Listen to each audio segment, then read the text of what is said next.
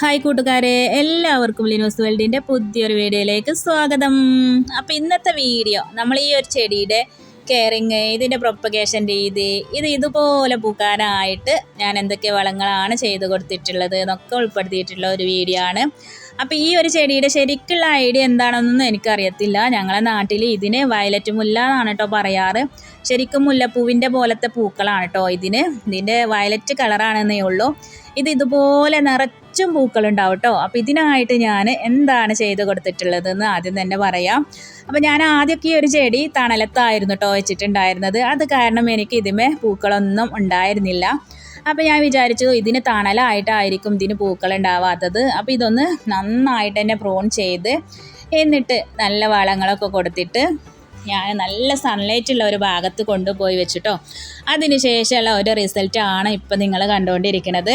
അപ്പോൾ എന്തൊക്കെ വളങ്ങളാണ് ഇതിന് ചെയ്ത് കൊടുത്തിട്ടുള്ളത് എന്ന് നോക്കാം. അപ്പോൾ ഞാനിത് നട്ടിട്ടുള്ള ഒരു പോട്ടി മിക്സ് എന്ന് പറയുന്നത് മണ്ണ്, മണൽ, പിന്നെ ചാണകപ്പൊടി, എല്ലുപൊടി ചേർത്തിട്ടുണ്ടായിരുന്നു.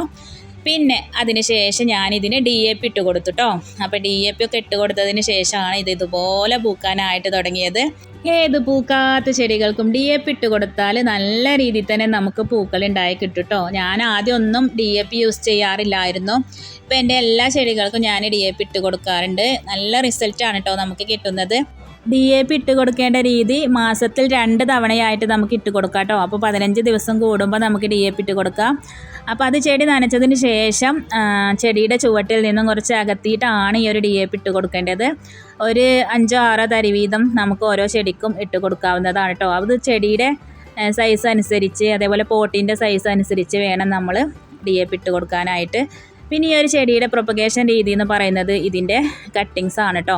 ചെറിയൊരു കട്ടിങ്സ് വെച്ചാലും പെട്ടെന്ന് തന്നെ പിടിച്ച് കിട്ടും. അപ്പം ഞാൻ ഈ ഒരു ചെടി എൻ്റെ ഫ്രണ്ടിൻ്റെ വീട്ടിൽ നിന്ന് ഒരു കട്ടിങ്സ് കൊണ്ടുവന്ന് വെച്ചതായിരുന്നു. പിന്നെ ഇത് ഞാൻ പുതിയ ചെടികൾ ഉണ്ടാക്കിയെടുത്തിട്ടില്ല കേട്ടോ. ഇനി ഉണ്ടാക്കിയെടുക്കണം. ഇത് പൂക്കാതെ നിൽക്കുന്നത് കൊണ്ട് എനിക്കിതിൻ്റെ കെയറിങ് ഒന്നും അറിയത്തില്ലായിരുന്നു. ഇപ്പോൾ ഇതിൻ്റെ കെയറിങ് ഒക്കെ അറിഞ്ഞു. അപ്പോൾ അതാണ് ഞാൻ നിങ്ങളുമായിട്ട് ഷെയർ ചെയ്തത്. അപ്പോൾ ഇന്നത്തെ നമ്മളെ വീഡിയോ ഇത്രയൊക്കെ തന്നെ ഉള്ളൂ. വീഡിയോ ഇഷ്ടപ്പെട്ടുണ്ടെങ്കിൽ ചാനൽ ഒന്ന് ലൈക്ക് ചെയ്യുക, ഷെയർ ചെയ്യുക, സബ്സ്ക്രൈബ് ചെയ്യുക. അപ്പോൾ ഇനി പുതിയൊരു വീഡിയോസൊക്കെ ആയിട്ട് കാണാം. അതുവരേക്കും എല്ലാ കൂട്ടുകാരോടും അസ്സലാമു അലൈക്കും.